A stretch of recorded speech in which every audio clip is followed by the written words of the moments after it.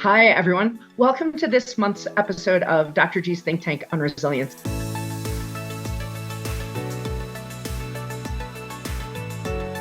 I'm really glad you're here. I was mentioning to my guests before we started that we are talking today about the most requested question that I've had. Could you dive into what are we supposed to do about when somebody wants business and politics to mix? And I don't so much mean who do you vote for politics. I mean any issue in the news. There has been, in the last 6 to 10 years, increasing pressure on companies to take a stand on how they treat their workforce and to take a stand on what's happening in their community, but also to take a stand on issues that may be of great import, but don't really have anything to do with the market that they serve or the service or goods that they provide. And leaders are wondering, when I see a truth and there's so much pressure for authenticity in leadership, and rightly so, shouldn't I say something? Or when it has nothing to do with us, and I think it might really harm our business in some way, should I get involved? Do we as a company, do I as an individual leader, because now, especially with the rise of LinkedIn and other social medias, there's not a lot of distinction between your own personal brand as a leader and the identity of your company. So should I take a stand? Can I take a stand? And how do I figure out how to navigate those pressures? So today, let me start by introducing my guests. We're joined by three business leaders with experience and opinions that may diverge about this topic. First, I want to introduce Scott Ehrlich. Scott is the Chief Executive Officer of the David Posnack Jewish Community Center in South Florida. Scott has a Bachelor of Science degree in Business and a Master of Arts in Human Resource Development and Administration. With a passion for community service, Scott's been actively involved in his community center movement for over 33 years, and for the past 15 years, he's been the CEO. Under his leadership, the center has thrived as a hub for his whole community, which has real ideologic differences within it. Since we're here to dive into leadership decisions, I want to mention that Scott was a participant in the American Express Leadership Academy and the FBI Miami Citizens Academy. He's the past board chair of the Broward County Housing and Finance Authority, the Nonprofit Executive Alliance Executive Board, JCC Association of North America Board of Directors, and the Barry University Community Leadership Council. I've known Scott since the before times of pre-pandemic, and I'm so happy to get to introduce all of you to him. Hi, Scott. Welcome. Hey, how are you? Nice to see everybody.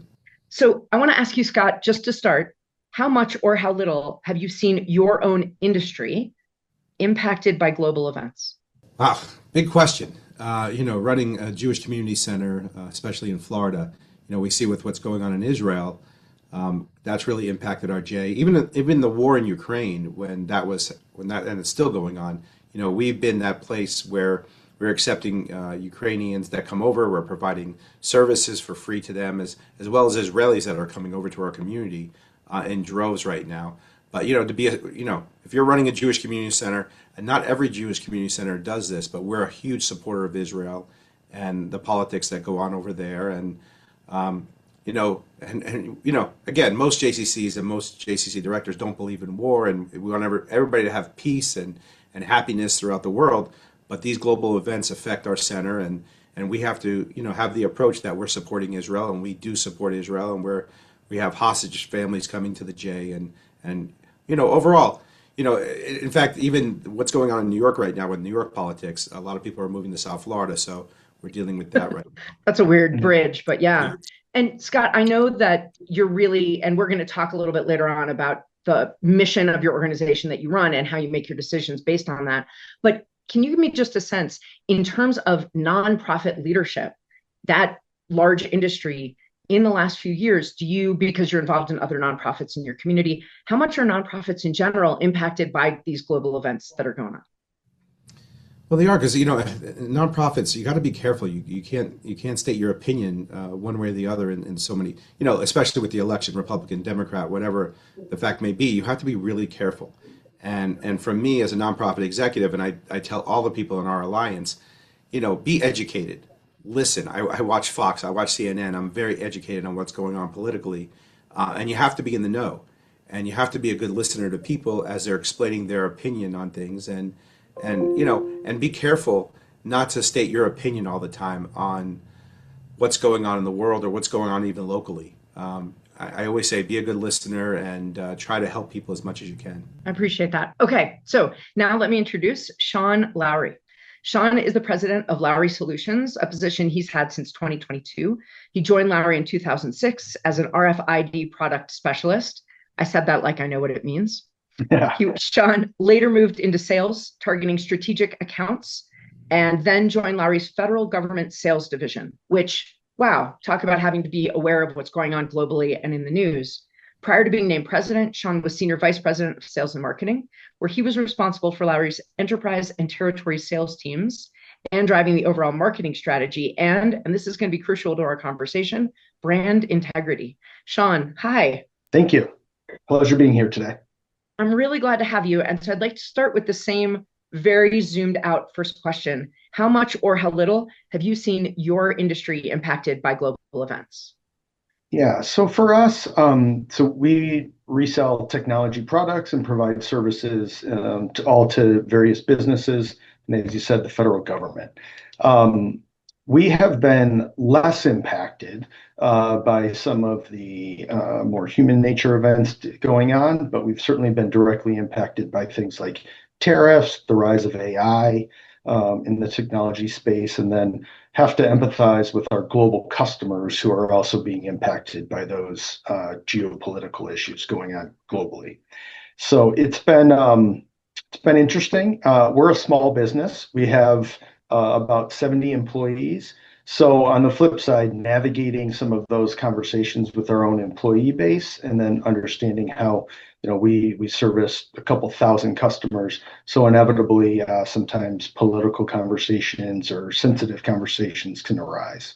And do your employees live geographically close to one another? We're based out of Detroit, Michigan. We're pretty centric to the upper Midwest of the United States, but we do have remote employees across the country. And I ask because I think as we talk about this, we're going to come to recognize that geography also plays a role in what people are facing. Yeah, I would certainly agree with that. And also being empathetic to some of our employees are much closer within the United States to the events that are happening. So it's much more sensitive to them as well. Yeah. Okay. Thank you. Jeremiah, I'm really glad you're here. Jeremiah Clonger is a retirement income specialist. He's an entrepreneur and he's host of the I Love Annuities podcast, which is an amazing name of a podcast. He's also the founder and CEO of the Annuity Association. Jeremiah has built a platform focused on bringing clarity and consumer advocacy to an often misunderstood corner of the financial industry. I have to admit, I'm right there.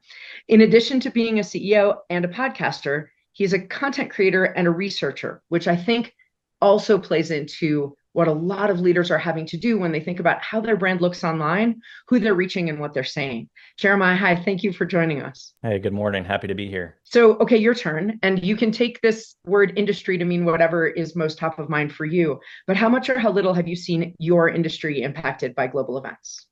Yeah, I don't know if it's a good or bad thing to say, but global events kind of run our industry in a way. They have a lot of influence on when and how people act or decide or come to decisions when it comes to their financial planning, especially as they get to preservation mode, which is the next phase of their life after working, which is retirement. So as people enter that phase and they become more focused on preserving their assets, the global events that are occurring definitely have an impact on how they look at their assets, how they look at the markets in general, and how they're being influenced by these world events. And it also sometimes influences them to move forward with something that they've been thinking about doing for a long time in their plan. Or on the opposite side of things, sometimes it makes them freeze, or they don't act at all, which in a way is probably hurting them more than benefiting them. So in your role then, at its base, some of your role is giving people advice, right? Based on everything that they're thinking about. Do you find that they want you to, or you need to explain your own perspective, your own lens on what's happening in the world? Is that part of the work that you do, or is it an extra, a decision you would make? I mean, I definitely get asked directly and sometimes indirectly what my take is on certain events that might be happening. and how it might impact the markets and retirement planning and things to that degree. Um, I have also been asked directly, what side of the fence I stand on, just politically. Um, and so it's interesting that we're having this conversation because it is something that I've been caught in the crosshairs unexpectedly, right? Being asked a direct question like that. But what I can tell you is that, it as much as I might have my own opinions about certain things, I feel like at times, not at times, pretty much all the time, unless there's some synergy or commonality in the discussion, it's best to remain neutral. And I feel that way just because at the end of the day, we're all humans, right? And we all have essential needs that need to be met when it comes, especially when it comes to retirement planning and political views or global events influencing one way or the other. My job is to understand what matters to them, what's important, and what makes them feel most secure, and then help them put those pieces to the puzzle in play so that they can see their picture with a clear lens. That makes sense to me. But let me push back for a second. Do you ever have people who are trying to get you, who put you in the crosshairs about your political opinion, which I am not asking what your political opinion is, but do you ever find that they're saying, I need to know so if I know if we're aligned enough that I could even hire you Yeah, I've been directly asked, what political before you're party. hired, like before they Yeah, engage you? but yeah, even before we get into a discussion, they've asked my what political party I'm most affiliated with.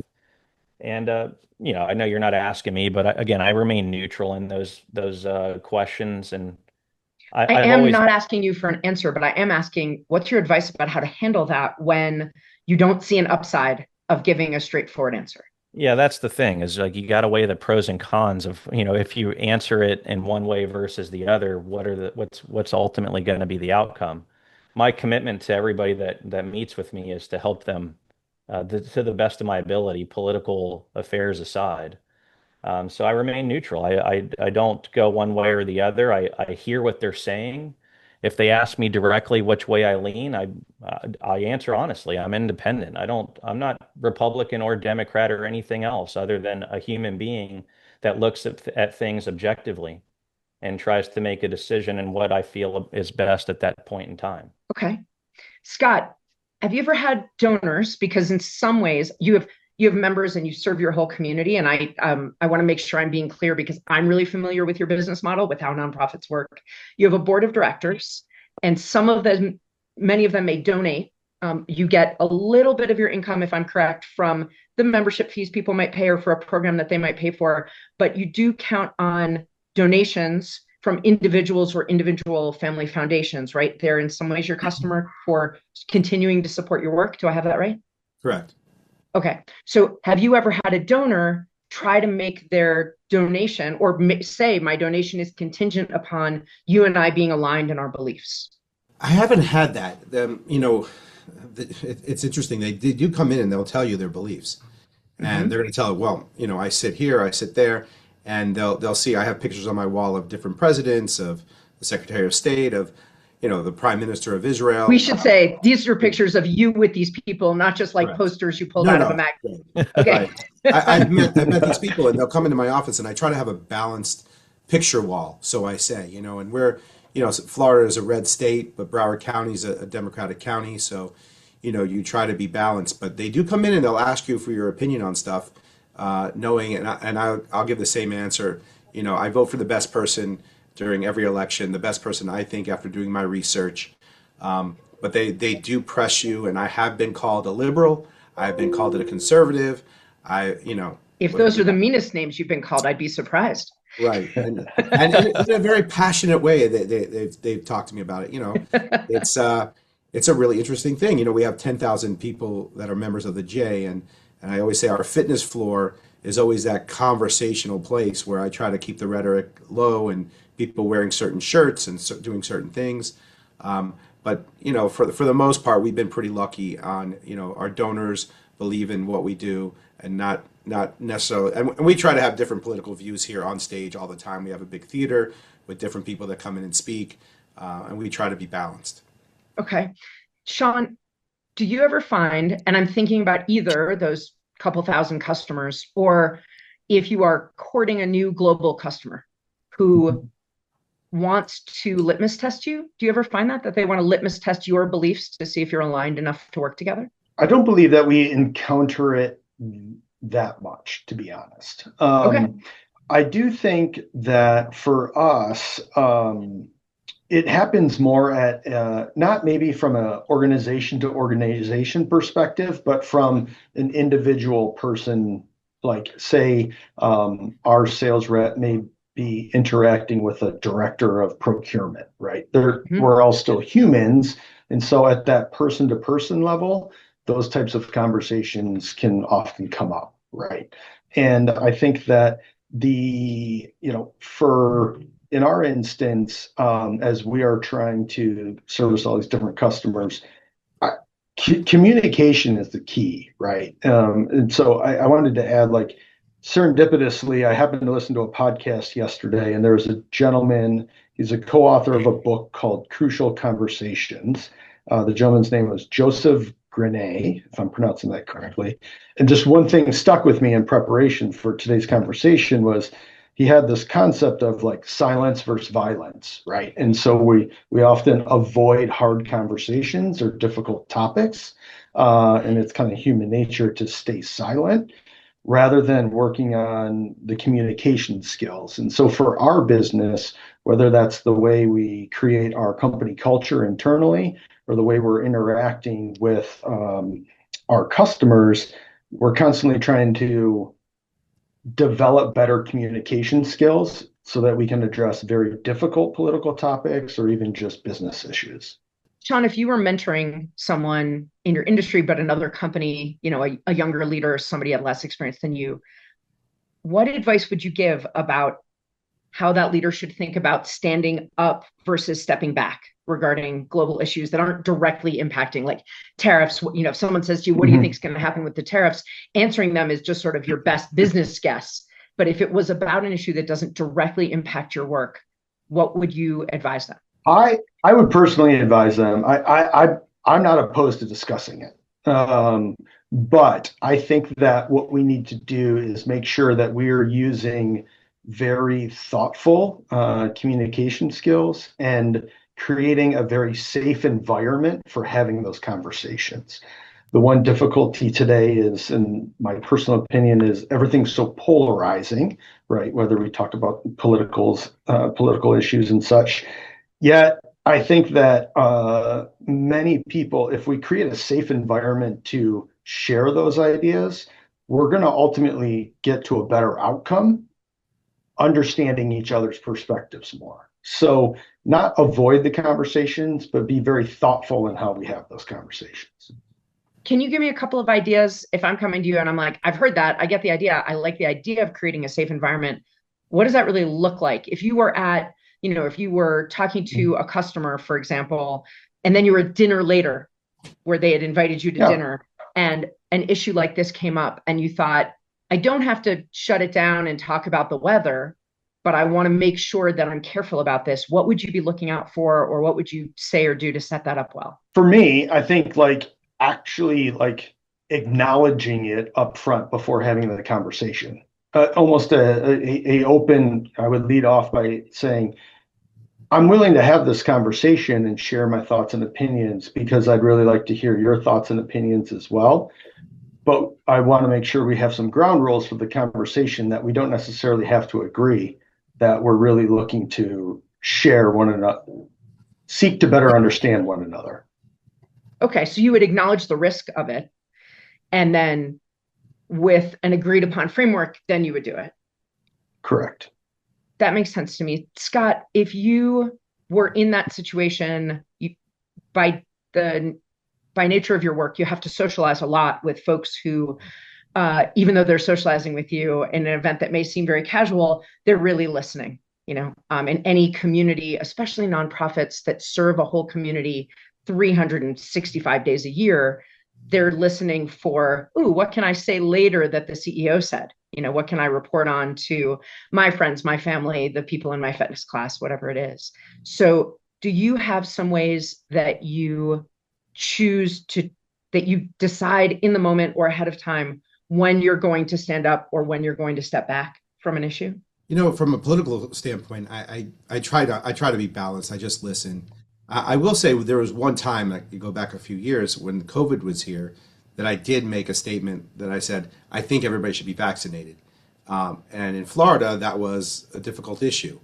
Vaccinations were not totally accepted in Florida at one point, and I had to stand up and say, I think it's good to get vaccinated, and we have to get people back to work and back in the office. And I did make that stand. I did get some feedback that wasn't positive. You can't make us do this. I actually had a staff member leave. I said, I'm not making you do anything. We did not demand that anybody on our staff get vaccinated, but I encouraged everybody to do the research and make their own decision. So there I took a little bit of a hit a little bit. But when it comes to political stuff, I really try to stay balanced. I try to listen. There's things I can say on both sides, and I try to make sure I'm really educated, so I can have a conversation with anybody. There's two things, in the JCC world, I want to have a conversation with anybody about politics, and I make sure I'm up on what's going on financially in the world, watching the markets and so forth, because those are two big conversations that we usually have. And one always leads to another. Well, because our president's currently there, this is why the market's going up or down, or you have to be educated in that area, and you have to be just a good listener. I really hear that. And I think that one of the things I'm taking away from all three of you is that you can't, as a leader, plead ignorance. Oh, I just don't know enough about it. Sorry. Right. So, Jeremiah, you are both in these leadership conversations one-on-one with clients, both, I would imagine, pursuing clients, but also serving them. But you also serve as the CEO and you have some leadership roles over organizations. What advice do you give about how you navigate the decisions as they come to you about when you should stand up and when you should step back? Well, it's a great question. It's something that I think you have to really step back and try to understand what is there to gain and what is there to lose by standing up or refraining to do so. And I believe that at times standing up for something that you believe in is appropriate, but there is an impact or something that could be at risk by doing so. And so you have to weigh the pros and cons of what is there to gain, what is there to lose, who am I going to upset, who am I, going to turn off or turn away or what have you.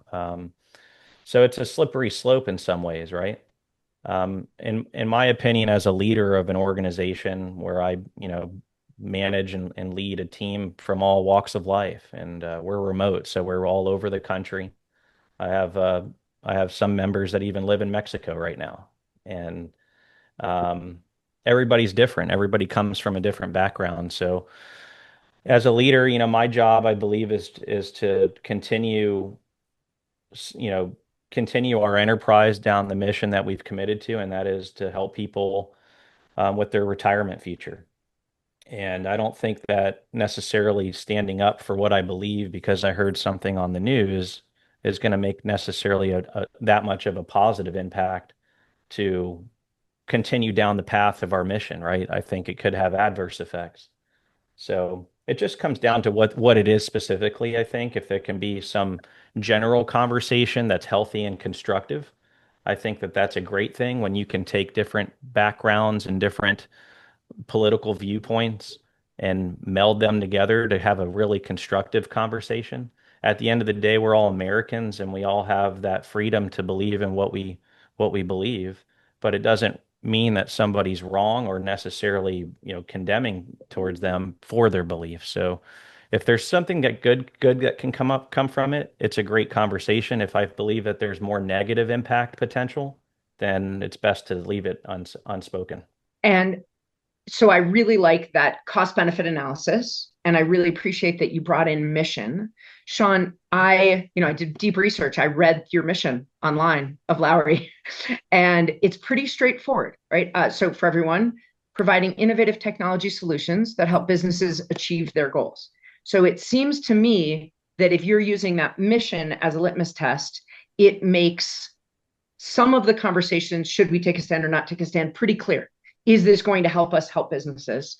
But I'm going to ask you, and Scott, I'm coming to you at this next. When your answer to should we step up or step back about an issue is pretty clear for the mission of your company, have you ever experienced getting pressure from employees who would like you to show your alignment with them, that maybe your value of caring for your employees, creating an environment at work that makes them feel seen and safe, would be in opposition to serving your customers and working on that mission?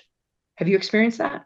Good question. I'm trying to process that. So I I don't I guess almost what I would say is our mission statement is simple, right? Because we're providing a service to a business, right? In the form of technology and the implementation of that technology. I, I think it's pretty easy to say that that's not really impacted by any sort of political geographic issues going on.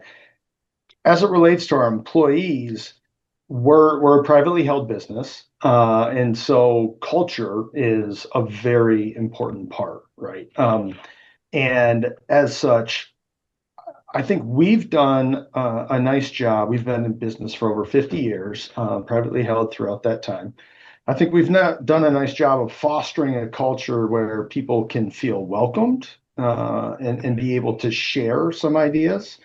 Um, Most importantly, without hearing like expecting any repercussions from that, right? And so whether that's in conversations with senior leadership within the company, um, and that starts at the top on down, right? So my father, CEO and owner of the company, he very much he's very well read, loves to engage in conversations, but he's also a great listener and hearing people open up. So I think that we don't the extent of it for us might be, where we try to go through different charitable donation drives, right? And how we do that is poll the employees, let them help pick those charities and be part of that, so that their voices are more heard for the interests that they align to.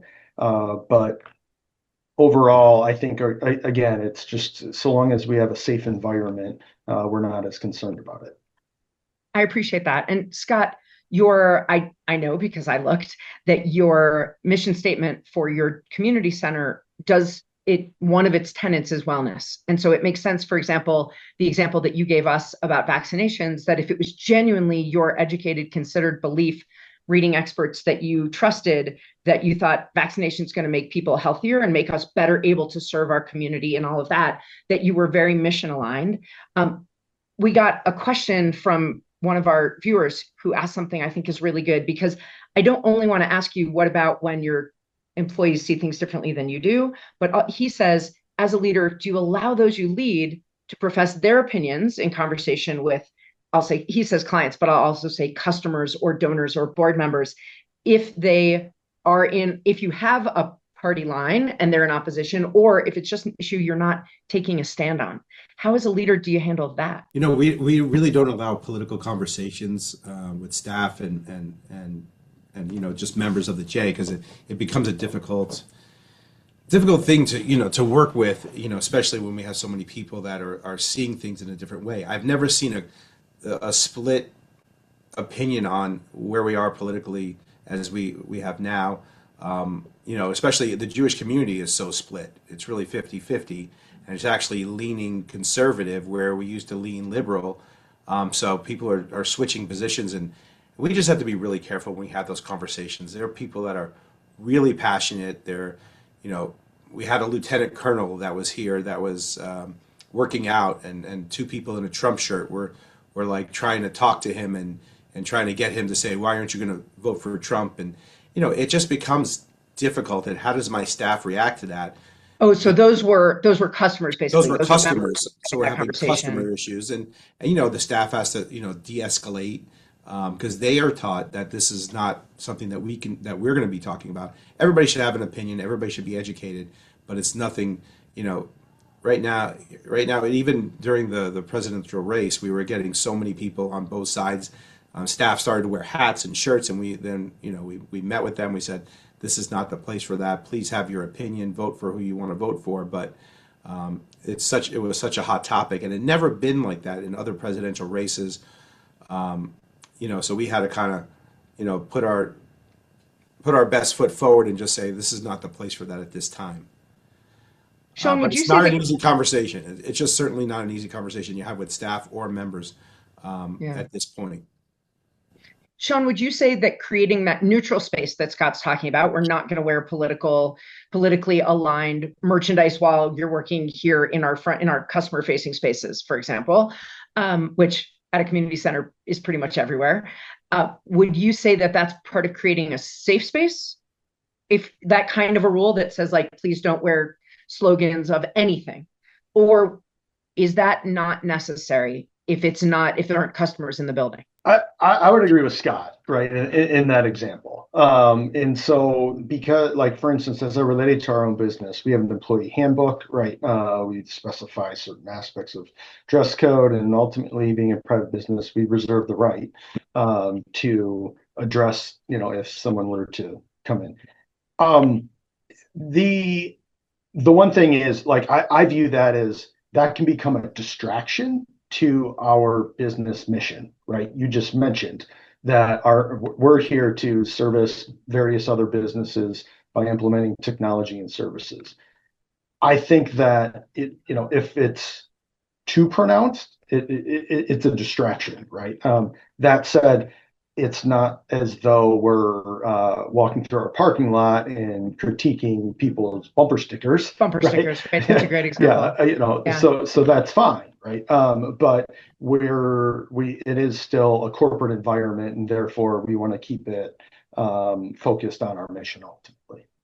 Okay, so I'm going to dive into something that's maybe a little murkier, because I think what you wear to work, what you can talk about with our customers, and I do want to point out that a misperception, especially from younger employees now, is that, well, I have free speech because it's a free country. You do have free speech from the government. That doesn't mean you have free speech from your employer. It's always been true that if, for example, you used a racial slur, you could be fired for that, even though it's within your free speech. If you want to shout it at a protest, that's your free speech right. But you don't get to say whatever you want to say at work. We don't have that right in, I think, any country, but certainly not in the US. But I want to dive into something a little murkier just for a couple of minutes. Jeremiah, you're not the only person who works in your company, right? Other people are talking to customers. What if I work for you and I have the name of my employer in my social media bio, and maybe I've tagged the company in my social media bio, and then I post things online that are really either inflammatory or provocative or counter to to what the company is saying about how to handle things? Then what? Yeah, I think that's definitely grounds for a discussion around, how professional are we conducting ourselves on a social media platform? Everybody has a right to, like you said, free speech, but when you're, combining the two, your professional, work plus your political views or what have you, I think that can become, like you said, muddied waters. We have to represent ourselves with integrity. We have to represent ourselves with professionalism. And regardless of what we feel about one individual global event versus another, if we're going to be representing our company in some capacity, those viewpoints need to be private unless it's something that is constructive again. But if it's something that can be defaming or insulting or something that can be perceived as negative on the company itself, we have to uphold the integrity of the company, and that's top priority. So that would definitely be grounds for a conversation about what we can do to mitigate that. Scott, have you had, I think you have, because of a conversation that we've had about some of the political issues and how they interact with your work, what advice would you have for a leader who does take a stand about any issue that is mission aligned, that is thoughtful and considered? You weren't backed into saying something by accident when you were at a social event. You didn't really have your whole head in the game, but you've made a decision, you've said something, and then you get pushback from a donor, a board member, customer, an employee. how would you advise a leader in that situation to approach the fallout? Uh, Tough one. I guess it depends on every situation, but the fact is if you said something, you have to, you have to be aligned with what you said. If you say it, you meant it, and you got to be careful what you say when you're out in public. But there's some beliefs you have. What I believed in the COVID vaccine, and people should get vaccinated. And again, I should have been more careful in Florida with the way it was. But the fact is, I stood by that and I moved it forward. But also telling everybody it's your decision, do your research, and make sure you're making your own decision for your own personal health and your family's personal health. But that was my decision. But it was something that was really, really debated amongst staff and members here if they were going to get vaccinated or not at that time. So you got to stand up for what you believe in. Really be careful politically when you're saying something politically. People will take whatever you say because you're that leader, and they will blow it up. Hey, did you hear that Scott said blank? That happens all the time. Scott said, I can come in and be a free member. I mean, I've heard that a million times. And, the word Scott said is being said around the J all the time. And, my staff know that I will not say anything politically to put us in either spot. And they know that, and I've discussed that. So, okay, I want to sum up some of the things I've heard, and if I got anything wrong, I want you guys to stop me, okay? But the thing that I've heard over and over again is listen more than you talk, and listen until you feel like you have an educated framework for something. And even Scott, just in your last answer, what I'm taking away is you said what you said.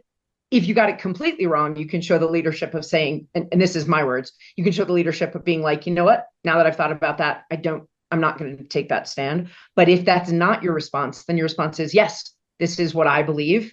I'm not telling you what you have to believe, but this is what I believe, and it is mission aligned. And I think, to Jeremiah's point, drawing things back to mission, both in your decision making and in the way you explain and guide others in your community or in your company, that makes a really big difference. You all also mentioned focusing on the personal. When you're talking to a customer, a potential customer, a donor, and they want you to take a stand about an issue, if you can listen to the values that they're expressing or the fears that they're expressing behind what they're asking you, you can often leapfrog over having to take a stand and claim your own political statement and focus back on them to say, in essence, I hear that what's important to you is this. I hear what's important to you is personal decision making. We're aligned about that. Or I hear what's important to you in Jeremiah's work is safety and providing for your grandkids. We're aligned about that. And finding the thing that's behind what they're talking about to see where you can find common ground. Sean, you said that you've certainly had clients wanting to talk to you about the tariffs. And I would imagine they want to talk to you about the uncertainty that the tariffs leave them with, or the fears they have about not being as successful due to the tariffs. And whatever you never told us, and that's fine, think about the tariffs, you can focus on their concern about the uncertainty and how you would handle that, or their fears about lack of profit and your empathy for that, and how you might handle that.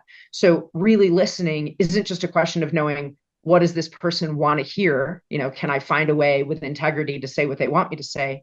It's really a strategy of saying, what are they really expressing to me that they're couching in their political beliefs that is no problem for me to agree with, that I do see that the way they see it. I do want that for them, and I am happy to work towards that. I really liked the phrase you used, Scott, and I think of it as a metaphor as well, a balanced picture wall. It's, I think, maybe impossible to get to 2026 as an adult with no proof in the world of what you think. And if you did, I think it'd be hard to get work.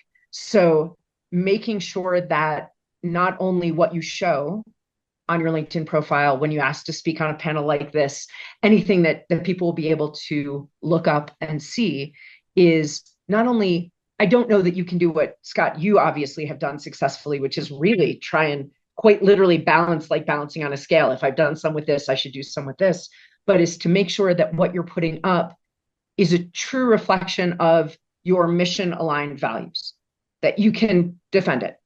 And some people will say, hey, the reason we have a company is we're values driven and we wouldn't not comment. But then when we get into the issues of, I'm going to say, competing stakeholders, that what matters is individual relationships under the umbrella of the mission of your organization. And I know, because I've worked with clients like this, there's some people who are watching who are thinking, boy, we haven't really spent a lot of time thinking about our mission. Our mission was to make money, or, our mission is to serve our customers.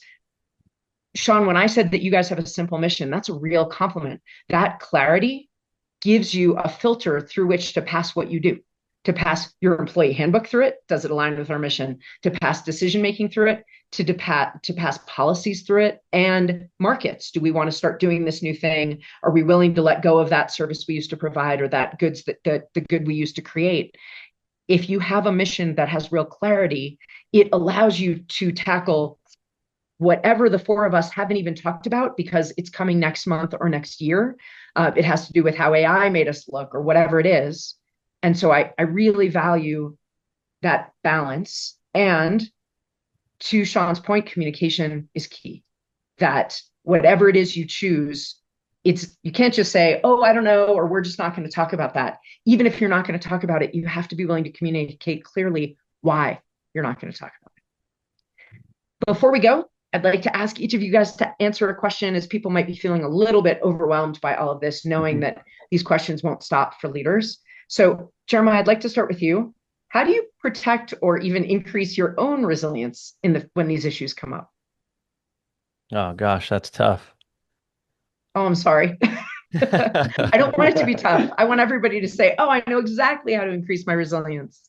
I don't really know what the right answer here is, other than just, at the end of the day, right, we all are, like I said before, human beings, and protecting my resilience is something that, as a leader, it's like a non-negotiable. Like, you have to maintain that level of resilience and try to look through the noise. And I do that just by staying grounded, staying abreast of the things that are going on in the world, maybe formulating my own opinion about them in some capacity, but understanding too that in order to lead, our organization, I have to be willing to understand others' viewpoints and how other people feel, and not allow those differences, that, if there are any, to affect me and what our leadership responsibilities are and what our mission is ultimately as a company. It's to maintain our culture. So I just try to keep my mind positive, be open-minded to other people, but also not allow things to affect me on a personal level, especially when it comes to managing a team. Terrific. Thank you. How about you, Sean? What do you do? For me, I'd say, especially from a perspective of increase it, is embrace the opportunities rather than hopefully trying to avoid them. Lean into the conversations, be willing to have the conversations and learn from them, and learn from other viewpoints. And, ultimately, hopefully we all can grow as people better off that way. I really appreciate that. Scott, what do you do when this is getting to be a little too much? I have a lot of phone a friends. I have a group of CEOs that we're very close. We call each other, and I know who to call on and what to call them on. And, we share some time together discussing, what's going on in our different facilities, different views, and different issues that we have. And that kind of helps me get through it, exercise, family, all the other things as well. But you got to have thick skin in our positions, and you got to, again, be educated, phone a friend, have conversations, and you got to bounce back. You're going from one issue to the next issue to the next issue, and you got to be able to, just thick skin, as I think is the most important thing as you go forward, and having people to share it with that you trust in your field, that you can share moments with. I really appreciate all three of you. It's very helpful to think about this in terms of a framework instead of a reaction to each issue as it comes up. I also want to thank everyone who's joined us today and is going to watch this in the future, and to say to you that next month, we're talking about a different resilience issue. We're going to talk about how do you build resilience in a company when you have merged with them or acquired them. And within your own business, although we don't usually call it mergers and acquisitions, we often merge departments Or have certain leaders acquire the portfolios of what used to be another part of the organization? How can you, as a leader, help keep everyone resilient through what, for certain to them, feels like a very risky change? Thanks, everyone, and have a really excellent month. We'll see you March 24th.